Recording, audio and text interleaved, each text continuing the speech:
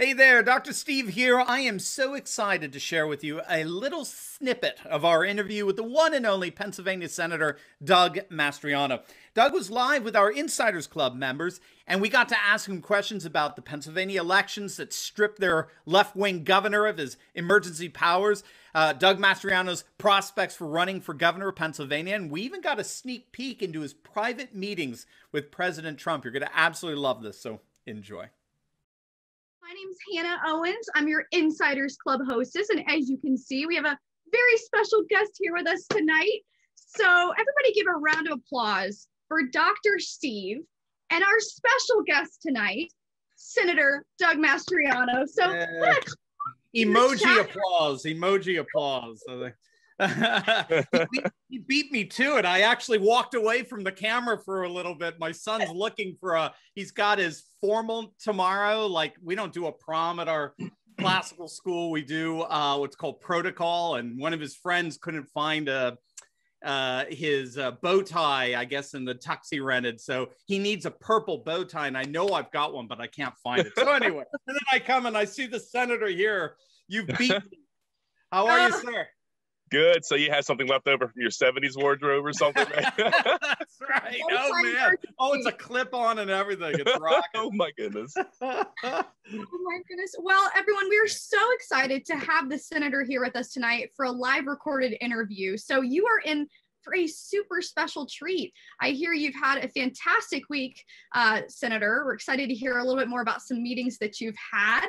But before we get into that, everybody go ahead and put your name and where you're from in the chat. It's always fun to see the crazy diversity of people that we have here. So thanks, everybody. And we will have a short Q&A, just about 10-15 minutes here at the end. So go ahead and put a question that you've got for Senator Mastriano in the Q&A chat below. Now, that is different than the chat box. In the chat box, I see several things coming in here that are sent just to panelists. So you want to make sure that you send those to both panelists and attendees. So make sure you do that. But let's jump right in. Dr. Steve, it's so good to be with you and our special guest tonight. Oh, it is. It is. I've been looking forward to this. I haven't seen you in a while. Senator, great to see you again. I understand we are going to be together in June, you know, and is it in Lancaster, I believe? Yes, sir. Oh, okay. You know, I didn't know if I didn't know if I was going to shock you there and saying, wait a minute now. I think I'm opening up for you. Don't worry. I'm the warm-up act. I think you come on, but I don't know. I hate to follow you, man. It's going to be a tough act.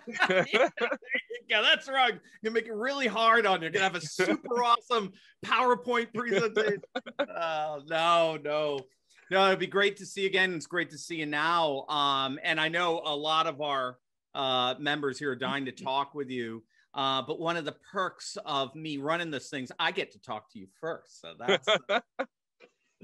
I would encourage anyone, if you're the 1% here, the impoverished 1% that doesn't know Senator Doug Mastriano, I would recommend if you go to our channel and look back, it was a few months ago. It's actually been several months now, I guess, since maybe right before the election. So we had a great interview, and Senator Doug gives us the whole backstory to how he ended up going from basically a retired Army colonel, professor, PhD, author, 4 master's degrees, and now he ended up becoming a senator. It's really awesome. So I recommend all of that for you.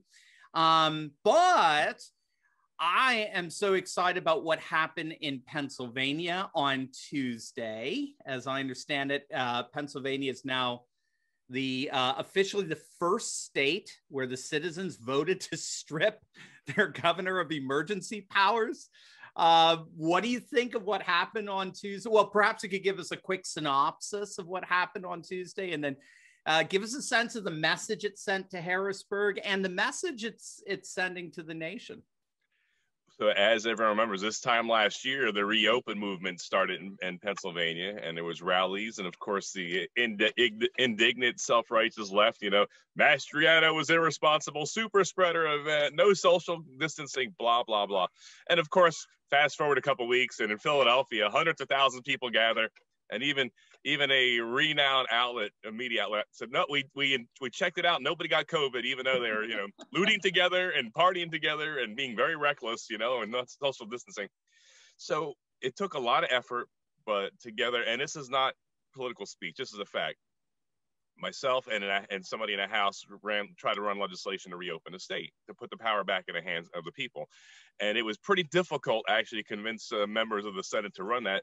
And so the people started calling their senators, and one senator that hadn't really taken a position over the weekend, this time last year, he told me about 5,000 people called his office. Wow. And he was so impressed by that, of course, he became an enthusiastic supporter of the reopen movement. So then we moved the legislation early June. It passes, and it goes to the governor. And the next day, he's very indignant and pissed off. And he's like, "How dare they take my power away?" I mean, I'm like, "Where's the checks and balances? Is this a republic or monarchy?" And he vetoes it, and very few Democrats are willing to break from their party. And he overrides us. And I'm sorry, the veto stays. And so then we're trying to think in the Senate, how can we try to put this in the hands of the people? So Senator Kim Ward from Westmoreland County, our majority chair now, she came up with a referendum. We worked real hard to get that moved. We've passed it in 2 sessions, got it on the ballot, and how great to see the people came out and said, yes, we want the power back in their hands and out of the hands of the governor. It's a big deal. And as you rightly said, Steve, we are the first state to strip away the powers. Of course, it's not without twists. The governor, power is a hard thing to give up. And of course, today he decided he's going to add another 90-day extension. So I'm kind of at the point where I was last year, actually, when we, with 836 passing last year. I'm like, let's just walk as free people. Let's reassert our authority as the General Assembly. And we didn't. And I do hope that we'll stand together and say, you know what, Governor, you already had your 21 days, 400 days ago. And, let the people just live their lives and leave us alone. Because now it's no longer about positives. Now it's about losing federal money. And I'm like, I thought it was flattening the curve, and it keeps on changing. Yeah. It seems whatever Wolf does at this point is irrelevant. The message that was sent was so clear. Was it 54% of the vote, if I recall? Yes. Yep. Yeah, that's and in a purple, I mean, in many ways a blue state, just with the urban vote, it's that's astonishing. We did a live stream on it the other night, and someone said only 54%, and I'm like, dude, I mean, you have Manhattanites actually living right now in Eastern Pennsylvania, Newtown, and so on, as a sleepover place to go and work in New York. I mean, there's an overflow New York crowd here. To get 54% is awesome. That's astonishing. I mean, that's especially when you consider how much money the governor and his proxy spent on putting out misinformation about this returning the power to people. I could not believe the things they're saying. And in fact, there's a husband-wife team that worked for him, and the wife had retired a month or two ago. She actually was trolling me on my Facebook page, and she and her husband, with state salaries combined, making $250,000.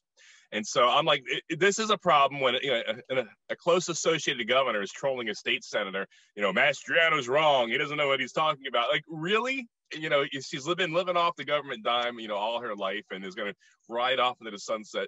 But the people, thank God, had more sense than the governor does, evidently. And they said, you know what, we're done with this. I don't know if you saw, just a couple of weeks ago, there was a big election in Madrid, Spain, and it was between the more rightist party that was putting more or less on the ballot that if you vote us in, we're going to end this lockdown nonsense. Wow. And they won overwhelmingly in a landslide, actually, in many respects. And even so España, that's fantastic. Yeah, you're seeing it everywhere. You really are. You're seeing it everywhere. In Hartlepool, in northeastern England, in Durham County, well, for us it would be blue. For them, it's red, right? It's a reliable Labor seat for like ever.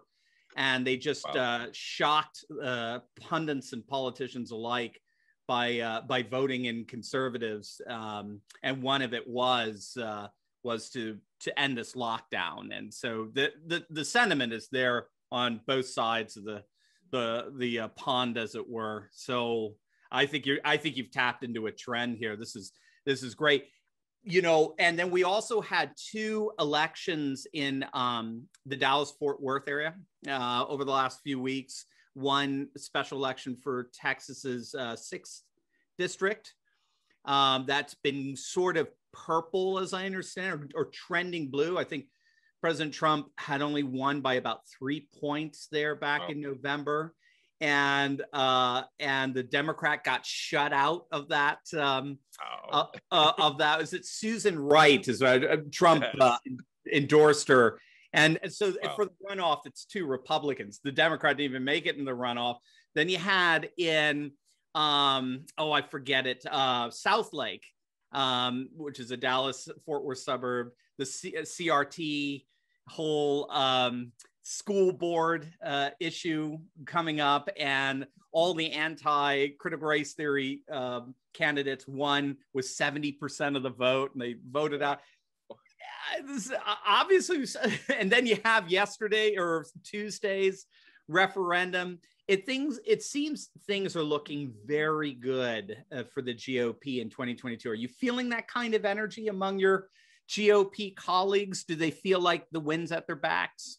Yeah. So yesterday I was in Newcastle, and last week I was outside of Philly, and across the state. And once again, this is not political speak. This is my observation, although it might sound a little bit like it. But across the state, there is a lot of momentum for the Republicans. I'm convinced in 2022 we will win the gubernatorial race. The Senate one, that's going to be a big fight. We'll see. But people have really because the heir apparent, Josh Shapiro, really seems like he's going to be a mini Wolf in a lot of ways, a mini Tom Wolf. And I don't think it's going to play well for the Democrats, even with their advantage, in the eastern part of the state in Allegheny County as well. So there's a lot of excitement. Yesterday in Newcastle, about 300 or 400 people were there. It was packed.